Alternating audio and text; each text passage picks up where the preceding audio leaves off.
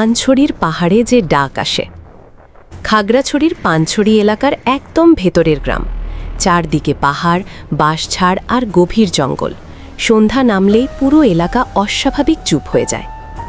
2019 সালের ঘটনা। রাকিব ঢাকা থেকে আসা এক কলেজ ছাত্র তার বন্ধুর বাড়িতে বেড়াতে গিয়েছিল।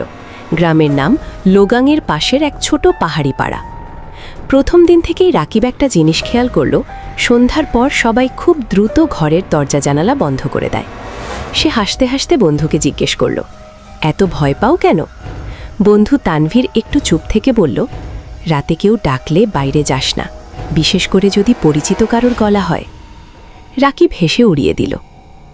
প্রথম রাত 1টার দিকে হঠাৎ তার ঘুম ভেঙে যায়, কারণ কেউ খুব আস্তে করে তার নাম ধরে ডাকছে, রাকিব, বাইরে আয়।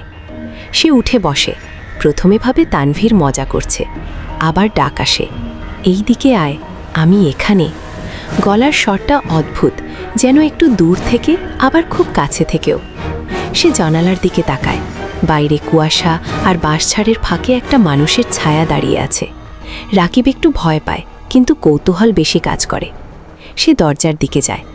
ঠিক তখনই তানভীর হঠাৎ ঘুম থেকে উঠে বলে, কোথায় যাচ্ছিস? রাকিব বলে, তুই না ডাকছিলি?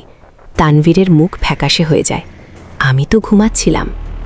দুজনেই চুপ হয়ে যায়। বাইরে আবার সেই ডাক, রাকিব, দেরি করিস না। তানভীর ফিসফিস করে বলে, দরজা খুলিস না, ওটা মানুষ না। সারা রাত তারা আলো জ্বালিয়ে বসে থাকে।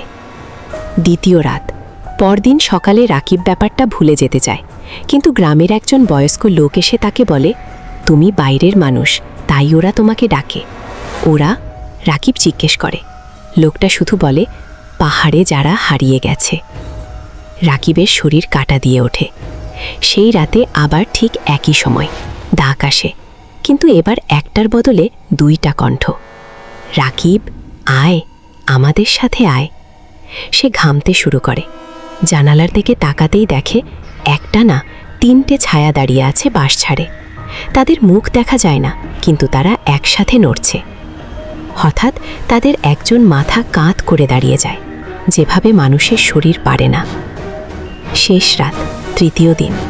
তানভীর সিদ্ধান্ত নেয় রাকিবকে পরদিনই শহরে পাঠাবে, কিন্তু তার আগেই রাত 2টা। এইবার কোনো ডাক নেই, পুরো এলাকা অস্বাভাবিক নীরব।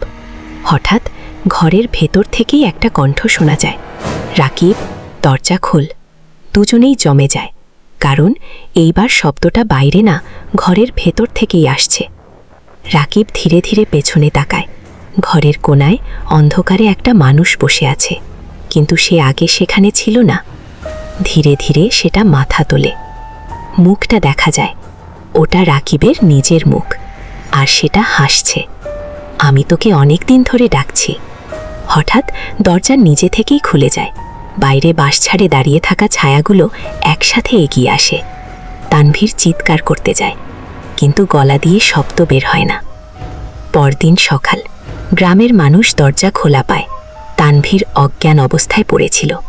রাকিব নেই, শুধু বাঁশঝাড়ের দিকে যাওয়ার একটা পায়ের দাগ, যা মাঝপথে গিয়ে হঠাৎ অদৃশ্য হয়ে গেছে।